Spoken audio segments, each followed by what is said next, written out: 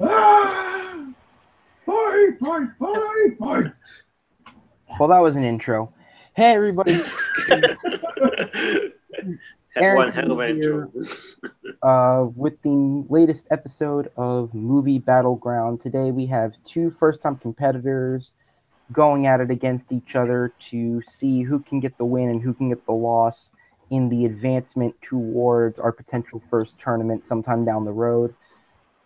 Going first up, we have Andrew Hayes. Andrew, what's up? How are you? I'm doing all right. I woke up early this morning, so I'm a little tired, but I'm good.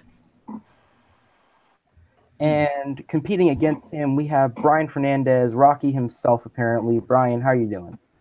I'm doing awesome. I did a 1 hour session of sparring at my gym, so I'm really good, pumped up, ready to go. And yeah, let's do this. And joining me as fact checker, we have Subrath Sharma. Subrath, how you doing? I'm just glad to be the other side, to be on the other side after that beating I got. May he rest in peace. May he rest in peace. Oh man. Damn, that's so sad that you say that out loud. And the sad thing is we don't get to see Sabrath's face. We only get to hear his voice.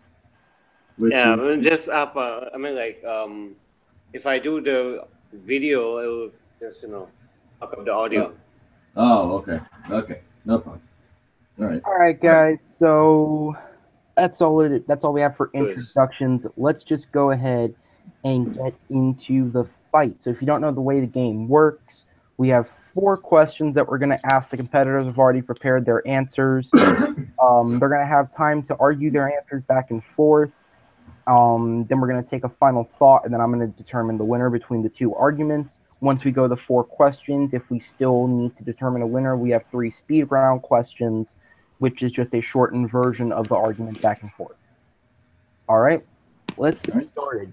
So the first question, reading this makes me realize how outdated these questions will be by the time we actually upload this. In honor of Comic-Con just recently happening, yay! What was the... I guess I'll change the rewording of the question because I think you both chose trailers. What was the best trailer coming out of Comic-Con, and then any information surrounding that trailer? So, Andrew, we're going to go ahead and let you go first. What was the best trailer coming out of Comic-Con? I chose the Ready Player One trailer, and that is because when, at least for me, when what a good trailer is to me is something that is interesting, keeps me intrigued, is entertaining, but doesn't show a lot. And I think the Ready Player One trailer exactly was that. I don't know exactly what it's about, and I think that's what makes it even more interesting. I'm very excited for this movie, and I already was excited for this movie because of it's directed by Steven Spielberg, but the trailer was just so good that it easily became one of my most anticipated movies of the year because it shows, Iron Giant, Freddy Krueger's in it, the DeLorean's in it, and the thing that piqued my interest the most is something that said it's the holy grail of pop culture. And I just think that was very interesting. And I just think it's the best trailer because it was interesting, and I don't know much about it still, about the plot. All right, Brian, go ahead. So the trailer that I had originally picked from Comic-Con because I loved it so much was Westworld Season 2.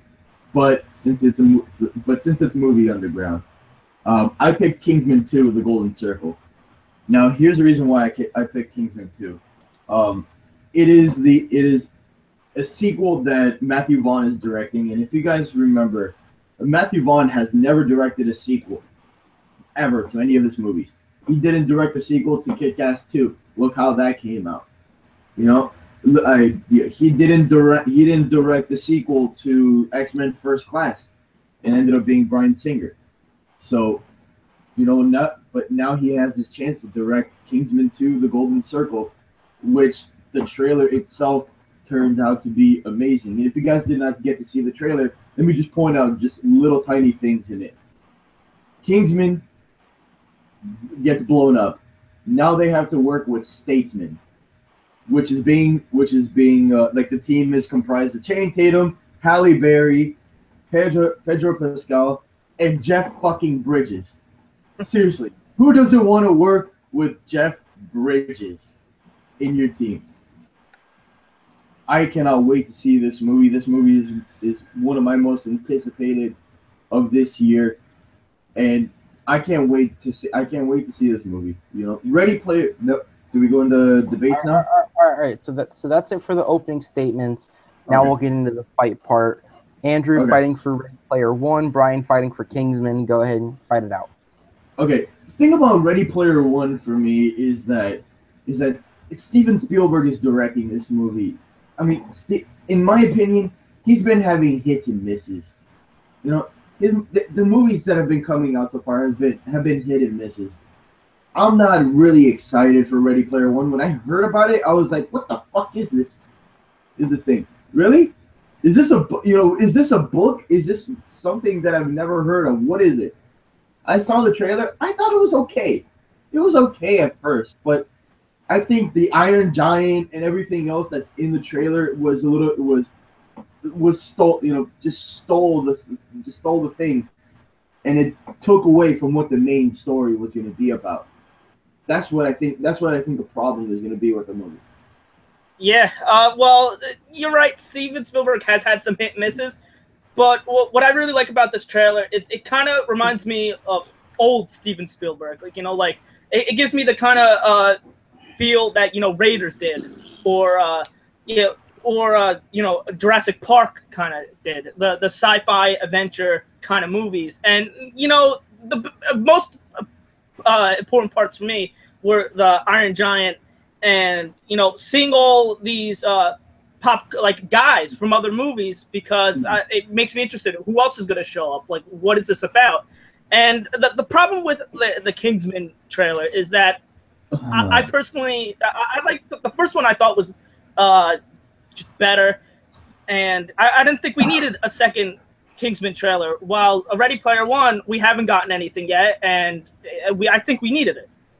Well, the thing about Kingsman 2, honestly, in my opinion, is that, you know, once the first Kingsman movie finished, you know, you were wondering what is going to happen with the Kingsmen. You know, are they going to continue their adventures, you know, with Kingsman? You know, is Eggsy going to be teaming up with a really cute girl? I don't know what her freaking name was. I forgot what her name is. Help me out with that. The Kingsman in the movie, the girl Kingsman? Yeah, the girl. Roxy. There you go. You know, we were wondering, you know, whether if Roxy and Eggsy are going to be teaming up together and do other adventures. So in this movie, it looks like we get to see Roxy just a tiny bit, but maybe she's going to be in the movie. Maybe she's not. And if she is in the movie, then that would be awesome, because I would love to see her character and Eggsy work together with Statesman. And like I said, Jeff Bridges runs Statesman.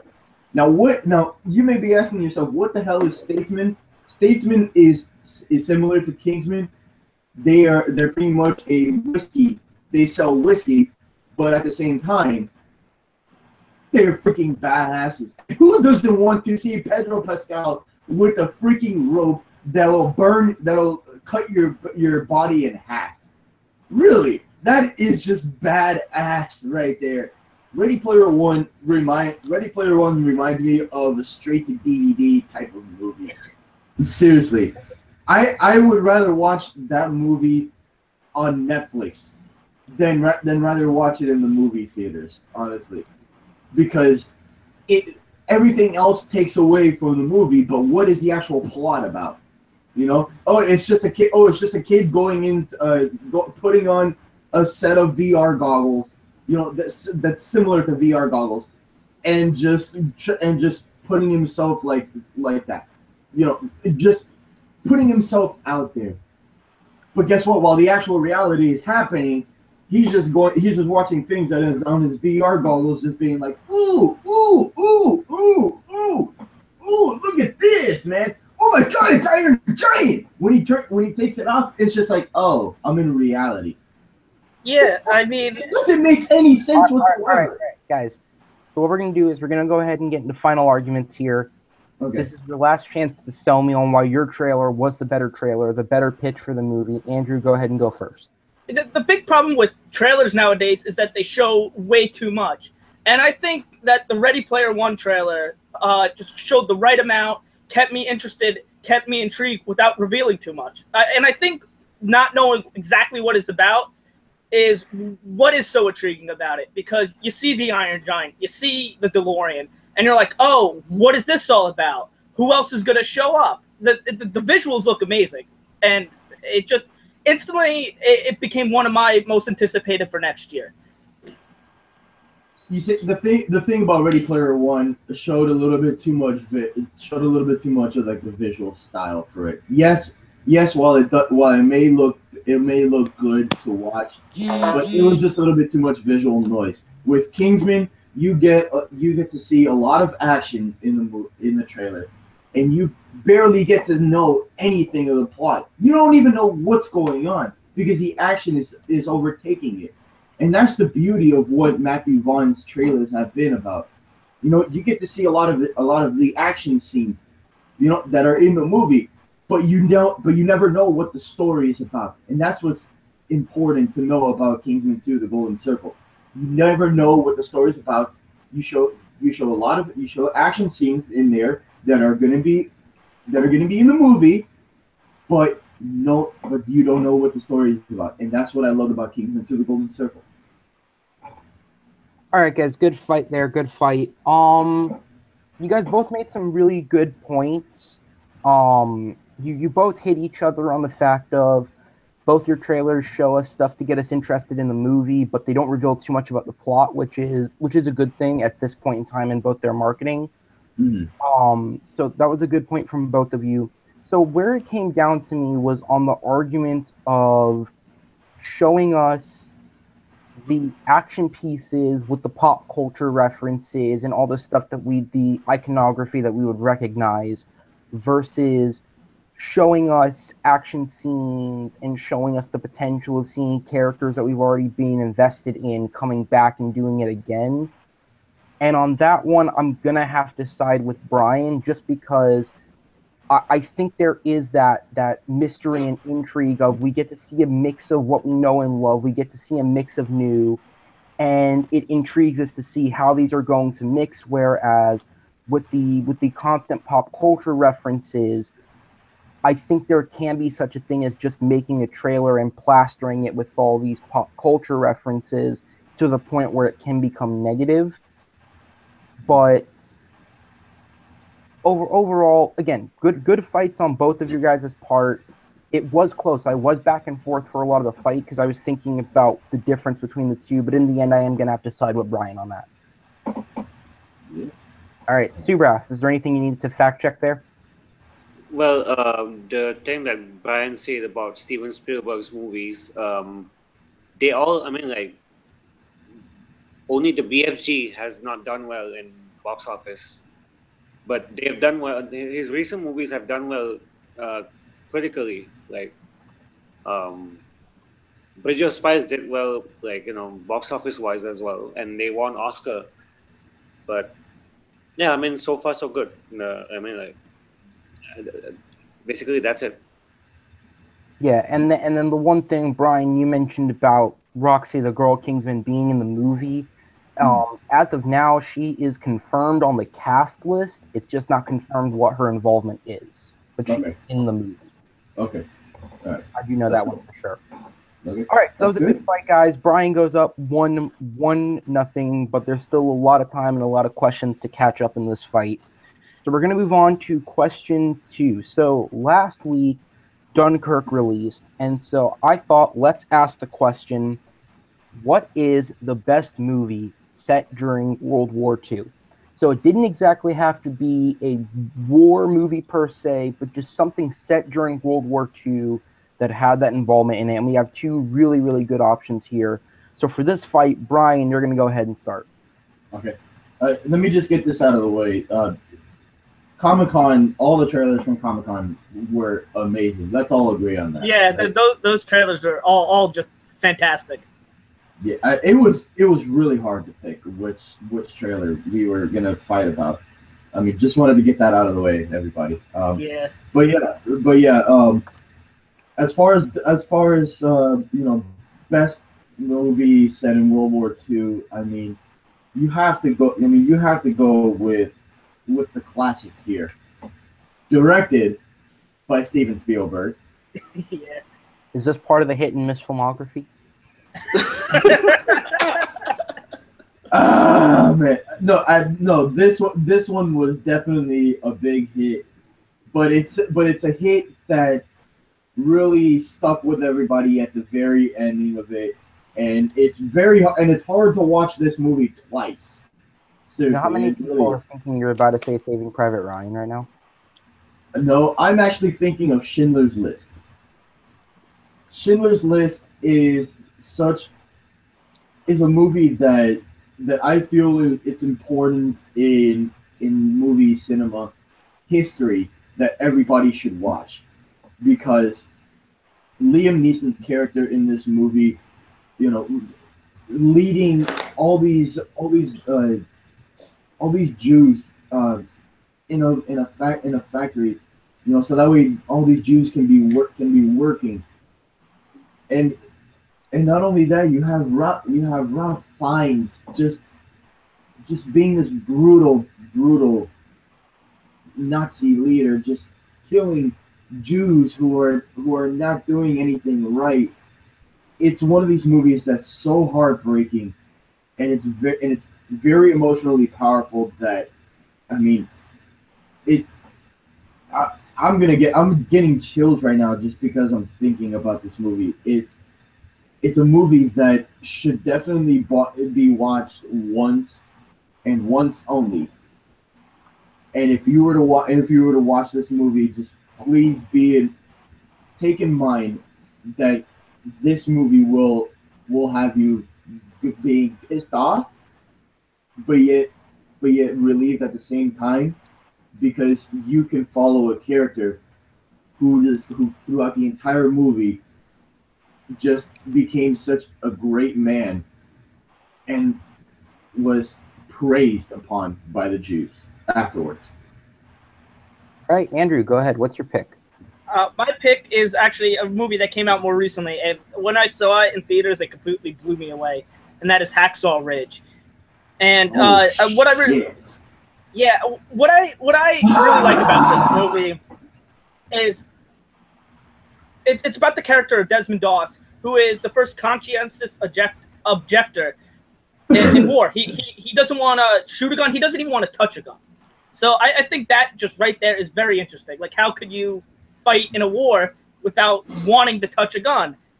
And I didn't know about who this guy was, and I learned so much about this guy, and just learned that how much of a hero he was. And I like how the first, it's not all about him going to war. The first two acts are him with his family, him meeting his girlfriend, and then why he wants to go to war, and about him.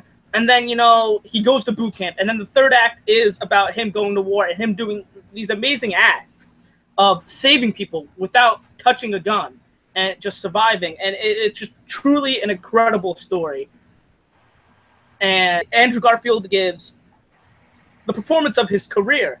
And Vince Vaughn, who normally is a comedic actor, it gives a really good performance. And someone who I think gives a very, very underrated performance in this movie is Hugo Weaving. And I believe Sam Worthington's in the movie. I'm not 100% sure. Yes, he is. But Yes, he is. Okay. Yeah, I couldn't remember which Sam it was. Yeah. But he also gives a very good performance. And it's directed by Mel Gibson, who, hasn't been in the good graces as of late, and just comes out and completely makes this phenomenal movie that blows so many people away. And it just is so good. It's really like a history lesson to me.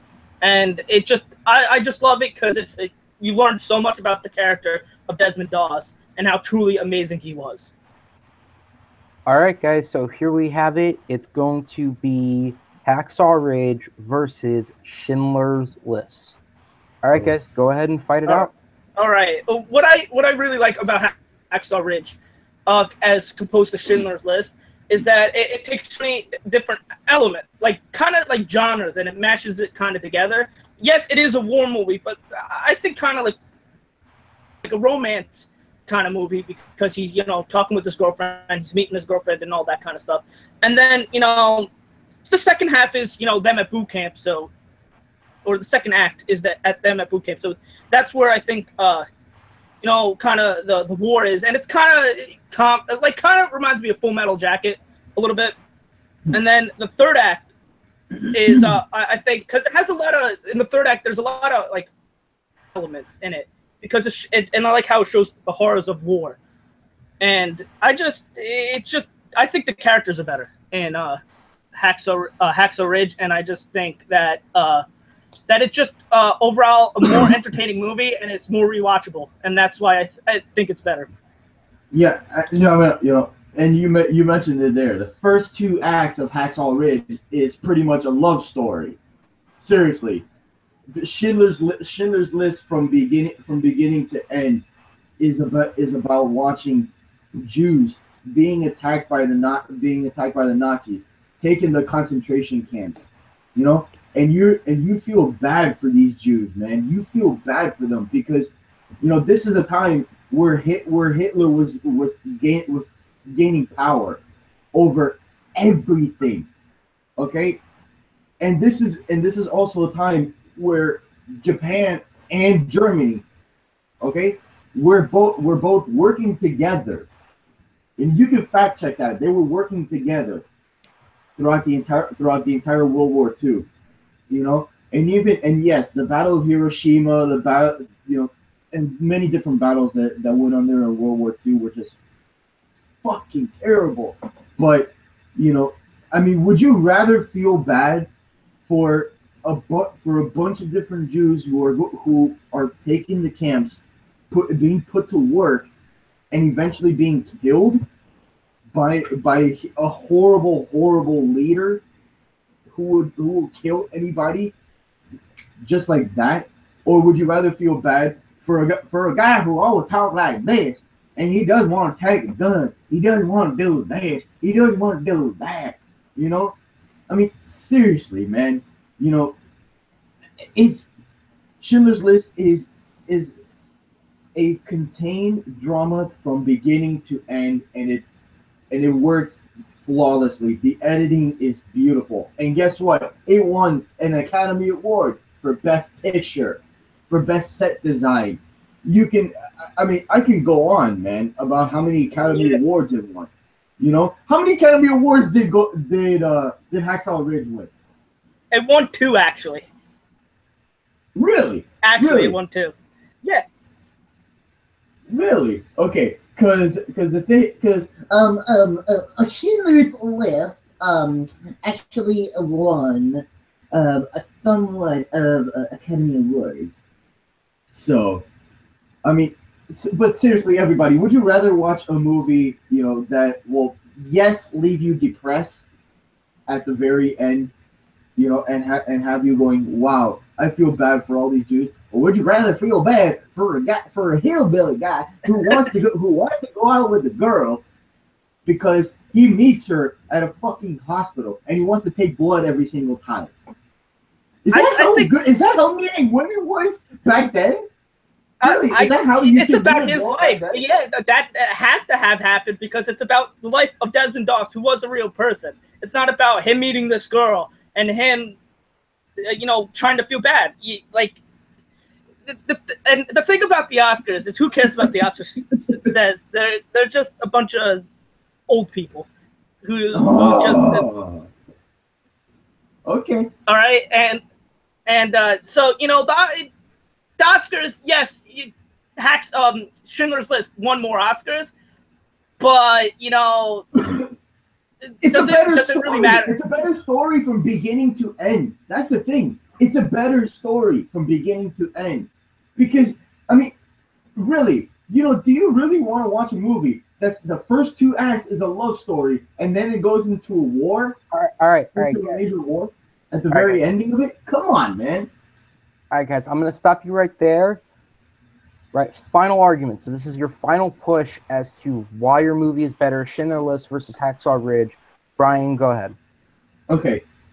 Schindler's List is a better story from beginning to end. Okay? It's not just about one character that you care about. You care about so many other characters. Ben Kingsley working with Oscar Schindler, played by Liam Neeson. Okay, and Liam Neeson, while yes he does work with the Nazis, at least he cares about the Jews. He cares about them, and he wants them to survive. But guess what? By the end of the movie, spoiler alert, when they do get killed, he ends up. That's on him. That's on his conscience, because he knew that he could have done something better. Hacksaw Ridge is a love story. That's pretty much what I figure it as. It's a love story with just a hint of action. Seriously. All right, Andrew, final thoughts. All right, and yes, it is about the character of Just Desmond Doss, and you do really care about it, but I care about pretty much all the other characters in the movie. I care about his dad, his brother, all the other soldiers that he takes care of, and it doesn't have a lot of war in it, but it's not about the Battle of Hacksaw Ridge. No, it's about the life of Desmond Doss and how he gets to the war and him meeting his love. And it's this movie, very, very good, is just the character of Desmond Doss. And yes, there's not a lot of war in it, but the parts with the war in it are just so great that you don't care that first 2 acts not being about war, because the payoff in the end is just so great. And what Desmond Doss is amazing, and the story of Desmond Doss is amazing. All right, so that was a good fight, guys. Again, a lot of good points on both sides. The big ones that stood out to me that you guys like you guys didn't bat away entirely. Obviously for Brian, Schindler's List delivers it's a hard emotional punch. It makes you care about the people and the real life scenario of what happened. And then obviously you have the Oscars and obviously, there's a lot of debate on the internet back and forth about whether, how important are the Oscars. I think they still count for something, because it is still a large mass of Hollywood voting on something and giving the award to something. Mm-hmm. And I understand there's a lot of politics. Personally, again, I'm not using this in the argument. Personally, I do believe Hacksaw Ridge should have won Best Picture that year, but I know it would never have a shot because of all the politics with Mel Gibson. Mm-hmm. So it's an unfair thing, but it is still something for Schindler's List to stick its hat on, that it did win Best Picture. On Andrew's side, he talked about that it's a fully focused character story, and it's not just about the war. It tells it from a unique angle of the person who doesn't want to fight in the war, but he wants to be there to help. It also, he also talked about the fact that it brought a more unknown story to the public. And then, of course, about the performances and the rewatchability. And I think both have amazing performances. Both have, some amazing acting and storytelling in them. But the big one that hit it for me was there were 2 things. Brian, for your argument for a little bit, you started going off into just talking about World War II. And talking about more than what relates to your movie, so you didn't necessarily get as much out there as Andrew did. But the point that hit me is, because you guys really did go back and forth on both our good character stories, one about Desmond Doss, one about Oscar Schindler. They're both emotional. They both put you in a place where nobody wants to be, and they make you feel for a good size ensemble in the situation that they're stuck in. a lot of the same points. The one that stands out to me is the point that Andrew made that Hacksaw Ridge is more rewatchable than Schindler's List. And that is something that even you admitted yourself, where Schindler's List is this amazing masterpiece of a film, but you really can't watch it more than once. Yeah, and I knew. I fucked myself on that one. I think when we're talking about a movie, rewatchability, it's not the number one factor, but it's included. And I think when you guys are making a lot of the same points and you're hitting each other back and forth with two amazing movies, it's something small and simple like that that gives the point. So the point does go to Andrew on this one. All right. Shit! I knew I shouldn't have started with that in the very fucking beginning. God damn it. God damn it. All right. All right, good fight, guys. That was a good fight. Again. Yeah. And both movies should be praised by how amazing they are.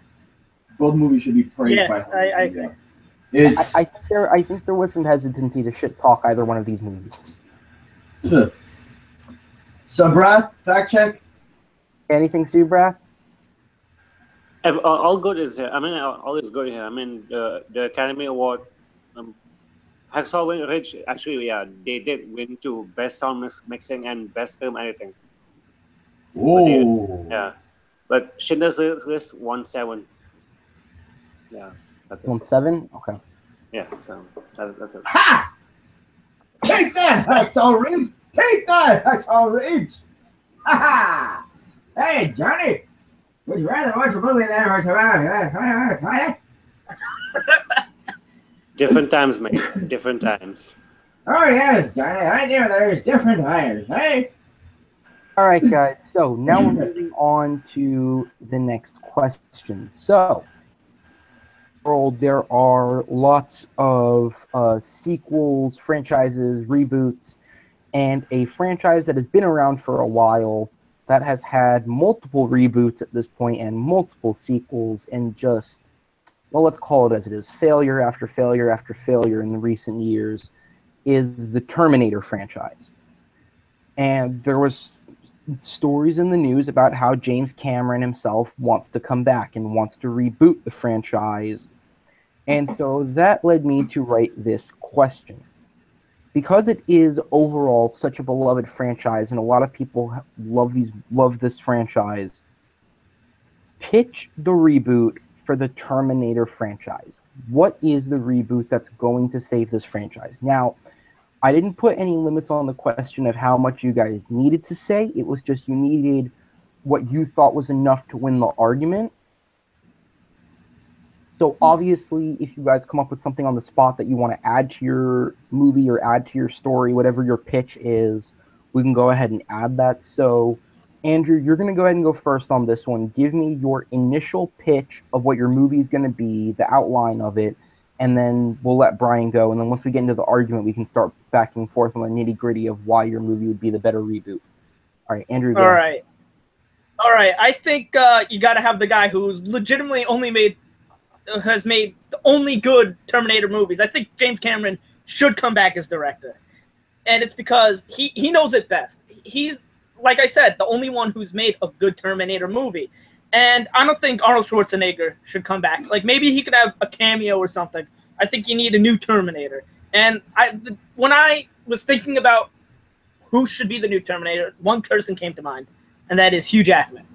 And I think that because when I envisioned on what this new Terminator should be like, it should be something, I kept on thinking about, it should be something kind of similar to Wolverine. And Wolverine is a character Hugh Jackman's best known for playing.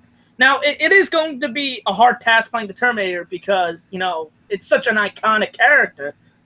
But, like I said, I think he can handle the job. And I think there shouldn't be any time travel elements in it because that will just get too confusing.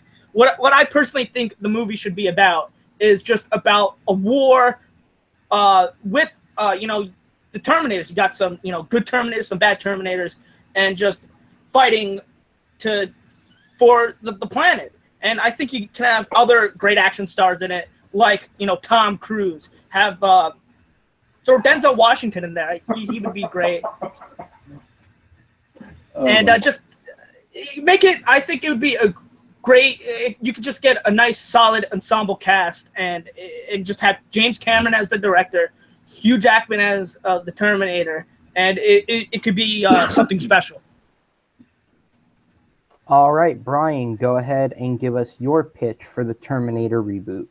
I think the word that you're talking about is the word for Cyberdyne. I think the word you're talking about is for Cyberdyne. That's why the Terminators are fighting against each other. It's the word for Cyberdyne, sir. I had to do that. Just to correct you on that, Andrew.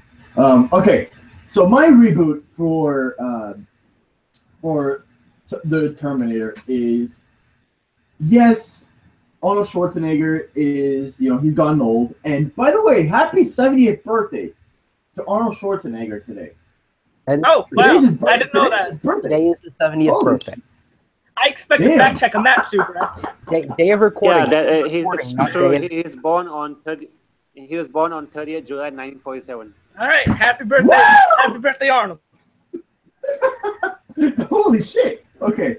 But yes, Arnold Schwarzenegger has gotten old, but yet he has not finished doing movies.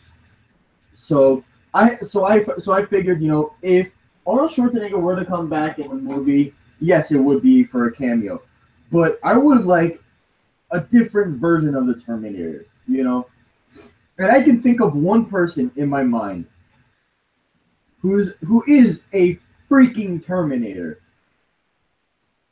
And I'm referencing a man in every single movie that he's been in so far has had his face covered all the time and never has any freaking lines whatsoever. Barely has any lines in any of his movies that he's been in. Besides the TV show, what's the one that I've been watching so far that I've been binging on? It's with Cillian Murphy. What's the name of that TV show? I know what you're talking about, but yeah, I can't think of the name either. Damn it. Sabrath, help me. Sabrath, help me. Help me with the TV show name. Jesus Christ, I'm blanking on it. Fuck me. Okay, but anyways. But the one that I'm thinking of is Tom Hardy, man. I'm thinking Tom Hardy as the Terminator. Because let's face it, the guy is a Terminator.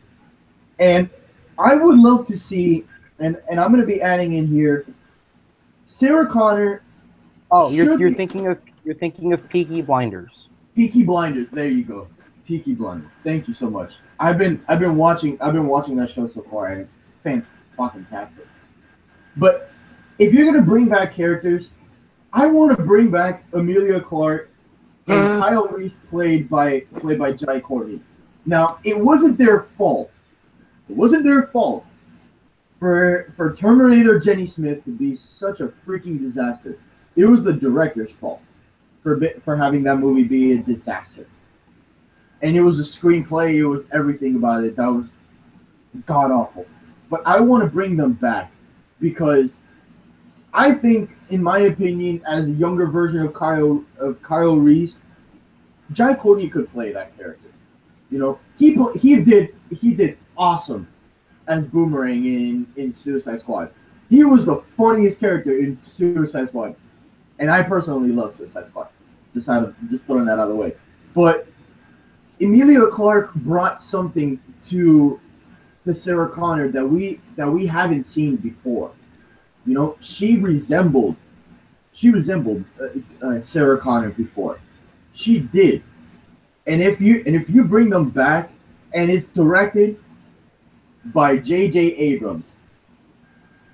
Yes, directed by J.J. Abrams.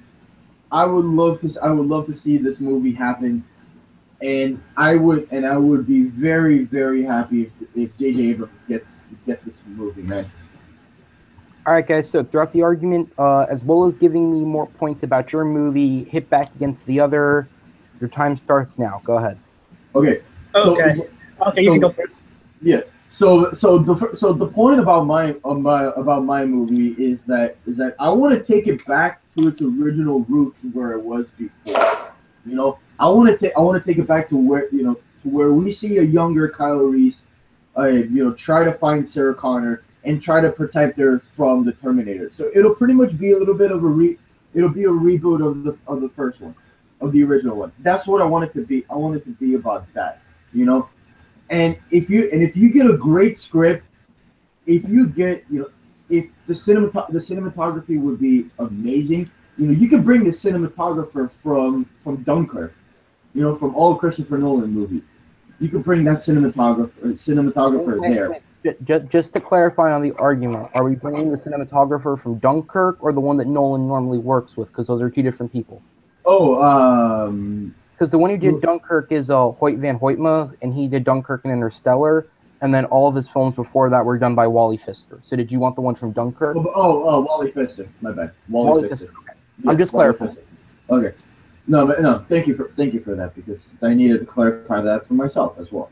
So, thank you, Aaron Cannoli. But yes, Wally Pfister, bringing him as the cinematographer, I think it would be an amazing duo there. With Wally Pfister, J.J. Abrams directing this movie, and if he does add in some lens flares, it'll only be lens flares from the street lights, but that's it. But other than that, it's gonna go back to its original roots of what Terminator was about. It's supposed to be a contained movie, and you want to feel like Terminator is like a horror film. That's what I want it to be about. Not all about action. Have it be that the Terminator is trying to hunt down Sarah Connor, trying to kill her, but yet Kyle Reese comes out of nowhere, protects her, and they both end up living happily ever after.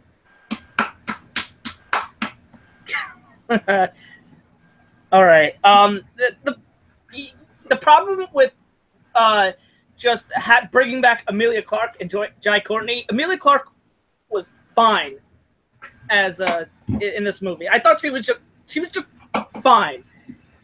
And Jai Courtney, I don't think I could trust him in this role again. I mean, he didn't really do all that well. Not saying that he's a bad actor, but I don't think I could trust him. And with J.J. Abrams directing, as great as a director he is, I just don't think his style would fit this type of movie.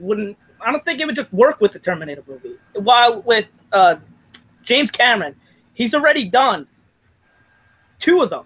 Two great ones. The only two great ones. And he's the one that started it. And I would personally have this be the last one. Just end it here. Never make another Terminator movie ever again. And I think the person that started should end it. The problem is that James Cameron is stuck doing Avatar movies for the next few years, And seriously, do you want to wait until freaking 2022 to watch a freaking Terminator movie? No. Once James Cameron gets the rights back to Terminator in 2018 next year, I would like for him to hand off the baton to someone else to direct the movie. Okay? Because I don't want to wait fucking 5 years or 10 years to watch another Terminator movie. Seriously, I don't want that. And nor did anybody ask for 4 sequels for freaking Avatar. 3 to 4 sequels. Keep it on point, Brian. Keep it on point. If you were to hand out if you was to hand out the baton to anybody, I would love for him to hand it off to J.J. Abrams. J.J. Abrams would make a great movie, and while yes, he did. Let's not forget, he brought back Star Trek to being relative again. He brought Star Trek to being known. He brought Star Wars back. He was the first person in Disney's list, of directors that they wanted to bring him, there, and bring the franchise of Star Wars back to reality, to being known again. You give the baton to J.J. Abrams, he's gonna make a fantastic fucking movie in the Terminator. Okay, he's gonna bring this franchise back to where it should have been, to being good freaking movies. All right, guys, good arguments all around. We're going to go ahead and head into our final points. Like I said,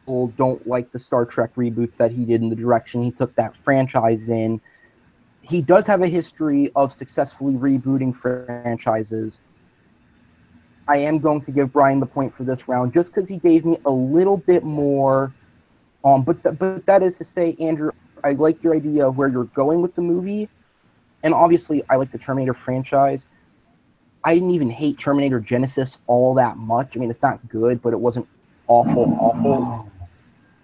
I can tell Brian doesn't like the fact that I said that. You're killing me, Smalls. You're killing me. You're killing me. But in the end, Brian is going to get that point. And with that, Brian's going to go up 2-1 as we go into our fourth question here. All right, so fourth question here. This weekend we have Atomic Blonde coming out. Has anybody seen the movie? I have not. Saw the movie. I have not. You saw, Brian? I've seen the movie 3 times. Okay, so it's coming out this weekend over here. Yeah. Okay. I mean, it's coming out. I fucking loved it. I loved it. I have friends that have seen it and they liked it. I haven't gotten around to it yet. So the movie is directed by this is a stretch question here, so I'm explaining where I'm going with this. The movie is directed by David Leitch, originally John Wick. And John Wick stars Keanu Reeves, who is a big action star in the 90s. So going that far, what is the best 90s action movie? Opening arguments, Brian, we're going to go ahead and start with you. What is the best 90s action movie? Okay, if we're going 90s action movie, I mean, yes, John Wick, brought it back to where it was. David Leitch directed 2 fantastic movies in John Wick 1 and 2, and pretty much, brought it back to. David Leitch did not direct the second one. That was Ched Stahelski, the other co-director of the first. Yeah, it's true. The first one was directed by 2 people. Okay. But yeah, he was done by one person. He was a producer on it. He worked on the second one. So technically worked on the second one. So they technically both directed it together. Cannoli. God, I love screwing around with your name like that. Yeah. Anyways, so while he did make 2 fantastic movies in John Wick 1 and 2, and it brought it back to the 90s action feeling of it. So why not continue with 90s action? And yes, I'm talking about the original 90s action film starring Keanu Reeves, The Matrix. And holy shit, was this not amazing? This was a fantastic movie that pretty much is the simplest plot. A computer hacker, meets up with Trinity, who Trinity says that he is the one, but he doesn't even know what the hell the one is. And the one is pretty much lives inside of the Matrix. I know it's complete. It doesn't make any fucking sense whatsoever, but guess what? If you watch the movie, you will love it to death. And Keanu Reeves ends up learning about what it is to become the one, and the action in the movie is spectacular. Wow, I'm blanking right now. The special effects of it. It's incredible as well. Keanu Reeves, whoa! I mean, really, who doesn't want to see Keanu Reeves just going whoa after he sees Morpheus jump from one rooftop to another? Seriously, who doesn't want to see that? It's the best action sci-fi movie ever known to man. All right, Andrew, go ahead and pitch us. What is the best 90s action movie? All right, I chose a movie starring Tom Cruise. It's Mission Impossible. Now, yeah. Now, I like it because it's a simple plot, and you know, it starts. It's the first movie that starts off a pretty solid franchise, except for the second one. Most of them, solid franchise. Except for the second Mission Impossible, all the other ones are pretty good. And the first one, I like it because it introduces you just to Ethan Hunt and just puts you right in the middle. And then they're trying to retrieve something. I don't really want to spoil it in case I don't like spoilers. It came out 20 years ago. You can spoil it. Yeah, all right. Yeah, they're trying to retrieve this list of that is a super top secret, and that something goes awry. Everybody ends up dying, or everybody ends up dying, and Tom Cruise as the lone survivor of it gets blamed, and now he has to figure out, you know, what the fuck is going on, and he still got to get that list, and who does he give it to? Who killed all his friends, or all of his team members? And I like it because okay, but I like it because it just it's the very solid beginning of a pretty solid franchise. Okay. All right, guys. Brian, first off, that is not a valid point in the argument, but Andrew, I expect a fuck the Matrix sign by the end of this. I mean, that would require me to get up. Too bad for you. Too bad for you. Hold on. You want me? Hold on. Give me like 2 seconds. All right, guys. Good opening statements. While we get this sorted out. Right. Well, he does get his notebook. He does get his notebook and his marker ready, and he starts writing "fuck the Matrix." Let me just go ahead and start over here. Hold up. Let's let him get his sign up, and we'll take this time here to go ahead and say, if you guys aren't subscribed to the channel, please subscribe. If you guys are interested in getting into one of these matches, follow the group on Movie Battleground on Facebook, and you guys can end up in a match like this. You can write your own fuck a movie message on video. Was that a picture of it? Oh my god. Okay. So all right, guys, let's get to the real argument. Okay. Guys, go ahead. Go ahead and start. And break. Okay, so the Matrix is what pretty much transcended sci-fi movies to what it is now. Every sci-fi movie that you see wants to use that slow motion scene, that bullet slow motion scene, where he just goes boom. You know, everybody wants to use that sci-fi, those slow motion scenes. You know, and even when you see Neo just fighting in the lobby, you know, and he's just shooting at the walls, everybody wants to run up against the wall and just go. You know, you can point out a bunch of different scenes in a movie that everybody wants to do, but the only thing that everybody wants to do from Mission Impossible, what the fuck is that? You know, do you really want to fall? Do you really want to fall from a rope and just going? You're gonna die, bro. You know. All right.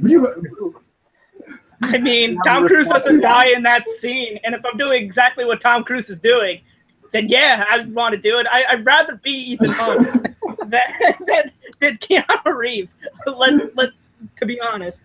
But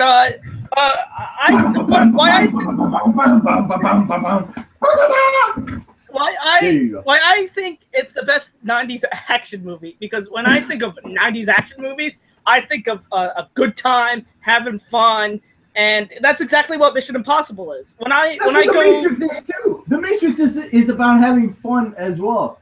Every single scene in the movie is fun. And even when you see like the club scene where it says "Follow the White Rabbit," if you listen in the background, that's Rob Zombie playing in the background. So, fun fact, everybody, I love Rob Zombie. Yeah. Well, that's immediately like a downgrade for that movie because Rob Zombie's involved. Oh, come on! No, that's a plus, damn it. That is a plus that Rob Zombie was involved. Have you seen the Halloween remakes? I was going to say, stop the clock. The Halloween remakes. Okay.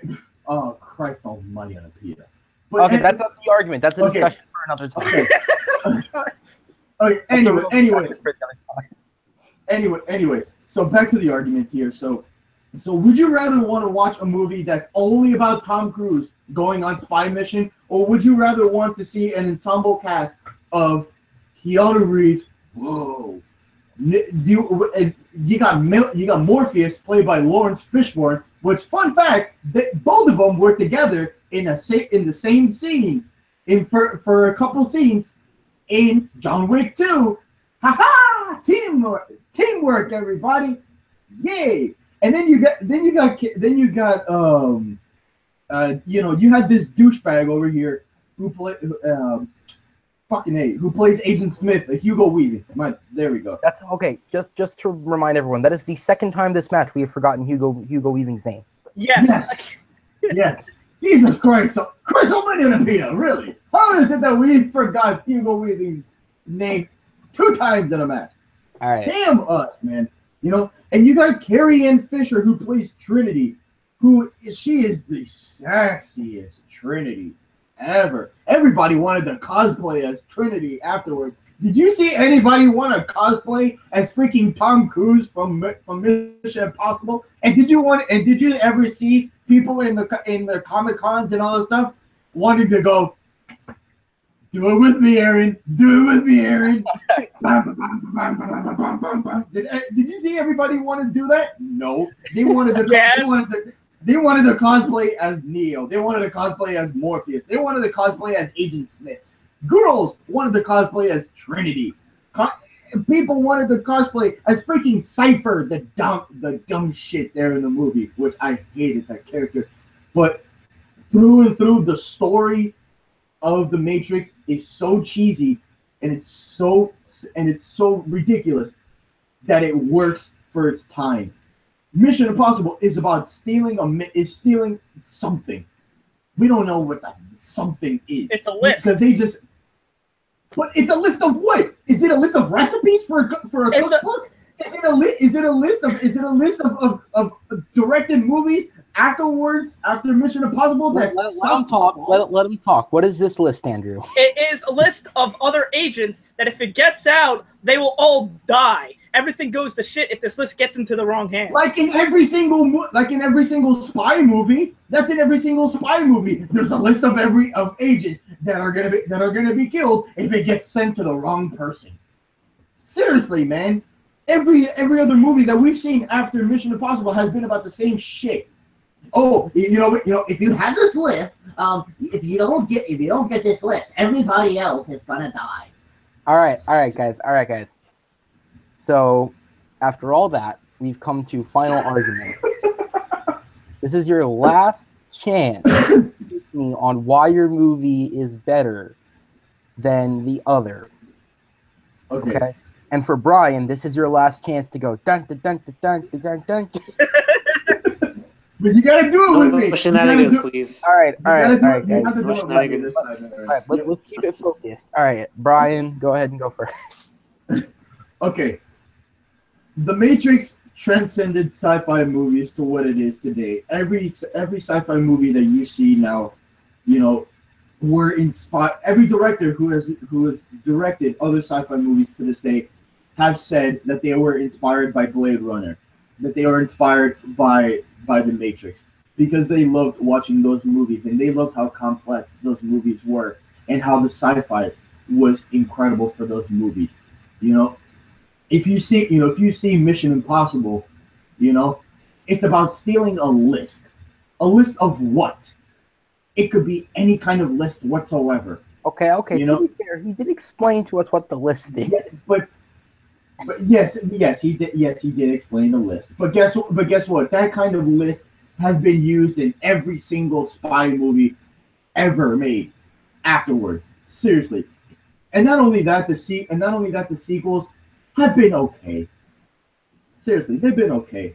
At least The Matrix Reloaded took chances and was pretty good, but not as good as the first one. Okay? All right, Andrew, final thoughts. All right, if you want to talk about sequels. Okay, go on. No, before one thing. Would you rather want to cosplay as Neo, Trinity, Morpheus, Agent Smith? Would you rather cosplay as anything else? Would you rather cosplay as anybody from the Matrix? Or would you rather want to cosplay as Tom Cruise? And do it with me, everybody! Would you rather want to do that at conventions and look like an idiot doing that? No. You'd rather have fun and cosplay as Neo, because guess what? Once you watch this movie, you are going to turn into the One. All right, Andrew. Final thoughts. Honestly, I'd rather cosplay as Ethan Hunt, to be 100% honest. But and you rather do that? And you rather do that? I would, yes. But you're talking about sequels. The Mission Impossible sequels are 10 times better than either Matrix sequels. Because don't even get me started on Matrix Revelations, because that's just a flaming pile of garbage. But I'm here to talk about Mission Impossible, not the sequels. And when I think of 90s action, I think of fun, awesomeness, action-packed action, and that's exactly what you get in Mission Impossible. And you said that everything after it has a list. I don't know if this is the first one to have a list. Who knows? But I think the plot is very interesting, and with everybody dying and Tom Cruise getting framed, and now he's on the run from the CIA, and he has to just figure all this out. I think that's just interesting. All right, guys, that is time on the argument.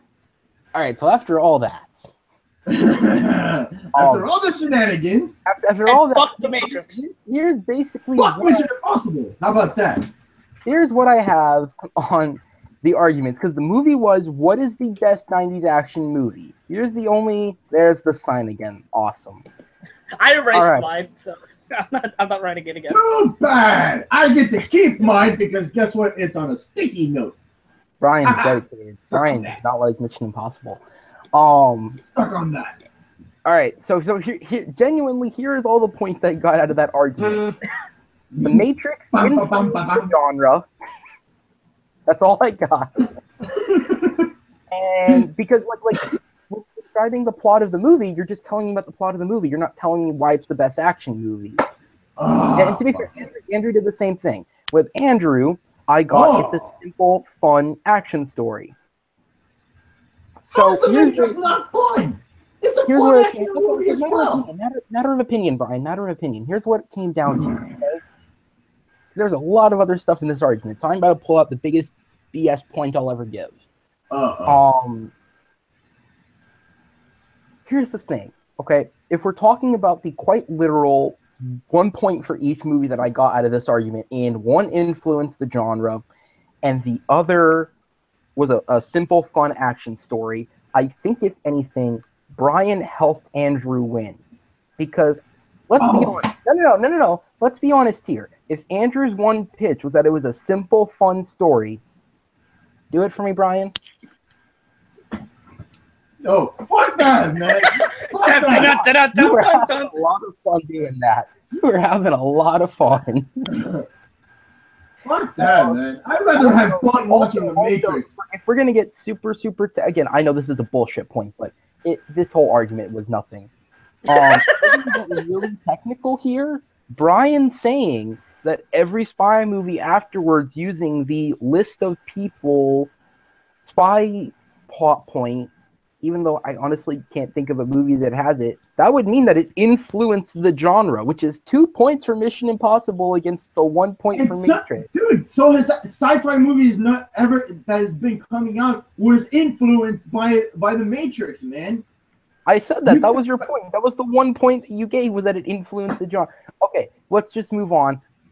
Andrew gets the point. We're going to the speed round. Tied up 2-2. Fucking tie game. So it's a tie game at 2-2. So we're gonna go just into the speed round. Yeah, wait. Anything to fact check, bro. Yeah. I mean, you guys mentioned Rob Zombie. Yeah, I mean, he was involved doing the soundtrack for the Matrix.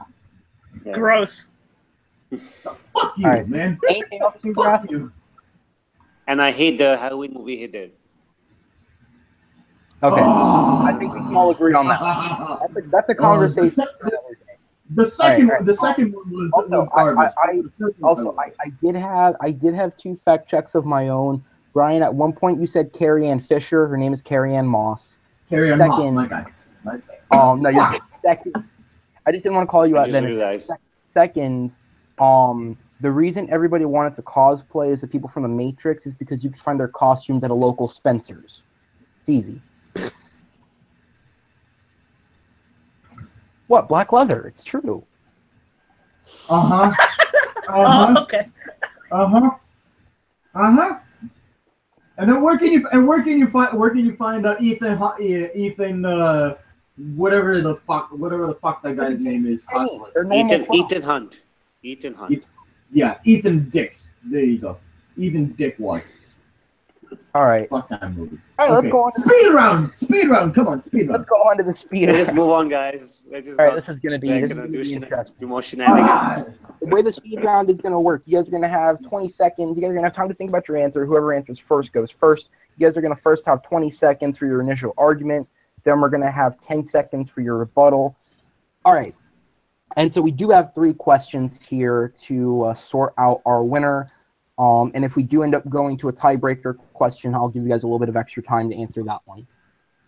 All right, so for the first speed round question, in honor of, actually relating back to our last question, in honor of Atomic Blonde, which came out this weekend, because I don't want to acknowledge that other movie that came out this weekend,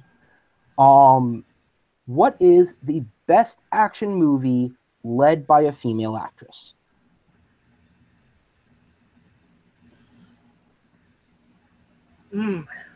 Jeez. You guys have to decide. Give them a minute to think. That's a big Sicario. If that counts. Are we counting that as an action movie? I don't know if that is considered an action movie. Yeah, well, I'll fact check that real fast. If it comes up as action, I'll count it. Okay. I'm looking for it. It is a crime drama. Sicario is listed as American crime drama, so I'm going to say no. Crime drama. Okay. Rogue One, a Star Wars story. All right, that one counts. Yes! The Force Awakens. That one also counts. Ooh, this ought to be very interesting. All right, so we are arguing Rogue One. Oh, fuck it. Best Disney Star Wars movie. That's the new question. It's a Star Wars battle right now. Rogue One versus The Force Awakens. You guys are going to have 20 seconds. Brian, go ahead and go first. Time starts when you start speaking. Rogue One, a Star Wars story is by far the second best Star Wars movie ever made. Empire Strikes Back is the first one. The Force Awakens, yes, does have a great character in Daisy Ridley, but it's a little bit too meh. As far as Rogue One goes, Rogue One, you get to see this character of Jyn Erso grow up. And all right, the characters are simply so much better. You know, I care about Rey, Finn, Kylo Ren, Poe Dameron, while I just care about whatever her face is. I can't think of the actress's name. That's all I care about in Rogue One, while I care about so many more people in Force Awakens. And time. All right, let me get 10 seconds up. Okay. When you start speaking. In Rogue One, a Star Wars story, you care about every single rebel that fought to get the Death Star plans. Do you really care about Rey, Finn, and Poe? Really? You care about every single rebel who died. Andrew, go ahead. All right. The problem with the Rogue One, you know where it's going from here. For Force Awakens, it ends on a huge cliffhanger. You don't know what's going to happen, and it just the story is just overall better. Fine. All right. I'm going to have to go with Andrew just because of that last point of with Rogue One, we do know where the movie continues, whereas with The Force Awakens, we don't know where it's going. The only reason that's the breaker point for me is because throughout most of your arguments, you guys were hitting a lot of the same points of we have a group of characters that we care about, and then your rebuttal was, well, I don't necessarily care about all of those characters, so there wasn't much I could mine from there. So with that 1 point, Andrew is going to take that point, and he's going to go into the 3-2. All right, so just so we know, if Andrew wins this next question, he does win the game. If Brian gets the next point, then we're going to go to a tiebreaker. Okay. What's the score right now? 3-2. 3-2. 3-2 to Andrew. Okay. All right. And anything to fact check from that, Subrath? Yeah, just the actress name, Andrew. It's Daisy Ridley. No, No, not you were Daisy talking Ridley. Oh, yeah, what it's- the fuck's oh, her yeah, name? Felicity Jones. Was it for Rogue One? Oh, Felicity Jones. Yeah. Yeah. Yeah. I know. All right. Daisy Ridley. Yeah, that's All right. Again, okay. This one I'll give you guys a little more time to think about because I realize these questions might be a little hard for a speed round. Well, this one at least. All right. So, technically, this is a two-parter. So, does Wonder Woman deserve an Oscar push? And if so, what specific Oscar are we pushing for? So we can limit your art down. strange. I was arguing about this earlier in the group. I'm gonna go ahead and say no. Okay. So Andrew says no. So Brian. So because Andrew said no, Brian, you have yes. What Oscar are you going to put? Or actually, you know what? Never mind. Andrew said no, so we'll just argue it this way. Does Wonder Woman deserve an Oscar push? Andrew says no. Brian, you have yes. If you want to pick an Oscar to gun for, go ahead. But we're gonna go ahead and start. Andrew, time starts. Well, actually, let me get the timer up for me.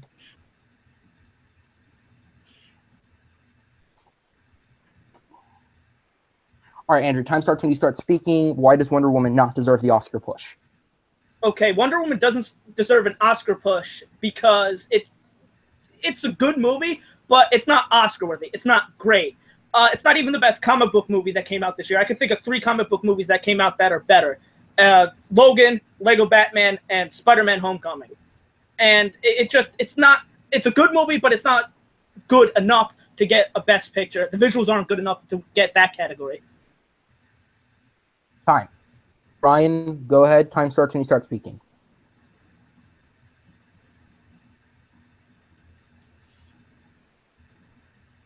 I was gonna say no.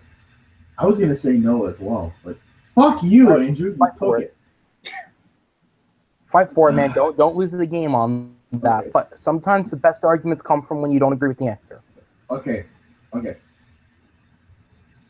Wonder Woman does deserve an Oscar push, at least for visual effects. The visual effects for the action scenes were fucking amazing. How could you not want to see the visual effects for the Battle of the Trenches there when Wonder Woman was standing up in No Man's Land? How could you not want to see her going up against Hades?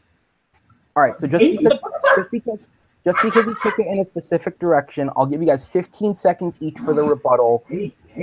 Brian's taking it in a specific direction. So the argument will be, we're arguing for visual effects. Why doesn't it deserve the visual effects Oscar versus why it does? Andrew, 15 seconds when you start speaking. Oh no! Wait. The problem with the visual effects is, while it is good in the Battle of the Trenches, the third act where she's fighting Ares, I think just isn't good enough for good enough visuals to warrant that. I think it's kind of cartoonish looking. Time. Okay, it is not cartoonish looking, you sack of dicks. Okay, it is the best visual effects fight scenes that we've ever seen since Guardians of the Galaxy 2. Seriously, it is the best final action scene in any comic book movie, period. All right, time. I fucked myself. Yeah, unfortunately, I think you did. I'm gonna have to go with Andrew on this one. I fucked myself right when I said Hades at first, and I was like Ares, and then I meant to say Ares. All right, yeah. Congratulations, Andrew Dick. Thanks. I'm gonna have to go with Andrew on this one, just because the one point he did get in is it is a little cartoony looking. It's not cartoonish looking. It is not cartoonish. You didn't fight back against that. Also, I don't know how big a compliment it is to say it's the best visual effects seen in a movie since Guardians of the Galaxy Volume 2. There was a month there. Oh, there's a month. Oh, shit. They were a month apart. My bad.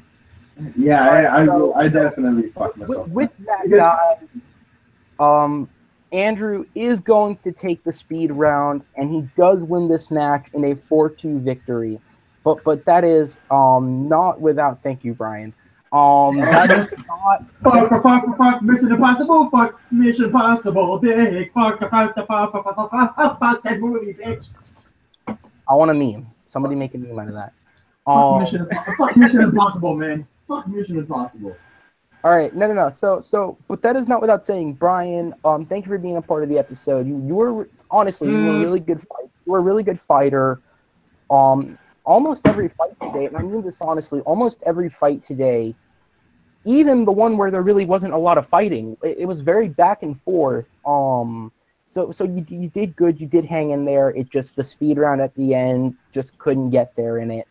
It was that Mission Impossible It was that Mission Impossible question. Really? Seriously? How the fuck did I help Andrew win for Mission Impossible? Seriously? How did I even help him out? Was it because of bam? Fuck that shit. Look, man, I was grasping at straws. There was nothing in that argument. I really was grasping at straws. There was nothing in that argument. Dude, you could just pick which movie is better. That will be looked back on as an 8-minute argument with absolutely nothing coming out of it. Except exactly. Oh, man. All right. Exactly what I thought. All right. No. As fun as it was. It was fun. Yeah. Thank you for being a part of the episode. First off, where can people find you on social media? And then hopefully we'll have you back in the future. Oh yeah, you're gonna have me back, all right. You're gonna have me back. Twitter and Instagram on wow. Twitter and Instagram at Damn You Brian, and yeah, you guys don't laugh at my Twitter handle. Don't laugh at my Twitter handle. I think it's a pretty great Twitter handle, to be honest. Dude, I've gotten compliments about my Twitter handle, and a lot of people have said, "Bro, I love your Twitter handle." Thank you. I do love your Twitter handle. Jesus Christ! But yeah, and Twitter and Instagram at Damn You Brian, and you guys can find me in Schmoville and Movie Trivia Schmodown Facebook page as an admin there. So yeah. All right, and then Andrew, where can people find you? And we're gonna have you back in the future. Yeah, you can find me on Twitter and Instagram at Big Kim Hayes, and on YouTube at Andrew Hayes. And yeah, look forward to whenever my next match is. Wait, what was your Twitter handle? So just to give you guys a little bit Big Kim Hayes. It's a nickname of mine, but. All right, so just to give you guys a little bit of insight on where your matches are going to be in the future of this league, when I set up the original schedule, obviously everyone in these first couple matches, win or lose, is going to get a second match just so we can start getting a ranking system going. So with Andrew being the winner and Brian being the loser, you guys are going to play the respective winner and loser of my match versus Manning Franks. I will be taking one in the future, and then one of you will be taking on Manning in the future. So just for fun, who do you guys think is going to win that match? Who doesn't love Manning? I don't know who's going to win that match, to be honest. I don't know. Oh shit! As much as Cannoli, you're a good person. I'm going Manning. Right. I'm gonna say Aaron just to be different. Manning Franks is gonna win. Manning Franks is gonna win, and I want to challenge you, Cannoli. You hear that, Cannoli? Oh, so I want to challenge you. You want to take me on? I want to eat your ass. I want to eat your ass. What? Why are people using that as a diss? That's not a diss. That's a gross thing to do. I want to buy a Cannoli right now. Take a picture of it, put it next to you, and just be like, I'm going to eat your ass up. That belongs in the same aisle of as your Matrix cosplay. You know what? You know what? I'm gonna put. You know what? Somebody make a meme of this, okay? Make a meme of the whole fucking. Joey, make a meme of this. Joey, make a meme of it. I'm gonna eat Aaron Cannoli. I'm gonna eat Aaron Cannoli. Why would you ask somebody to do that? I'm gonna eat him up during the entire match, man. You're going down, Cannoli. You're going down. So-called that movie guy. That movie turd. You do realize man's gonna watch this. You do realize man's gonna watch this and see all this shenanigans. It's just gonna have a big laugh out of it. I look forward to nothing more. So-called that movie guy by Aaron Cannoli. Really. Hey, this isn't my account. Let's see how much you know. Look at the profile picture. It's on my account. Yeah. Wait, who the fuck is this guy? Oh! It's Matt Beer. It's Matt's channel.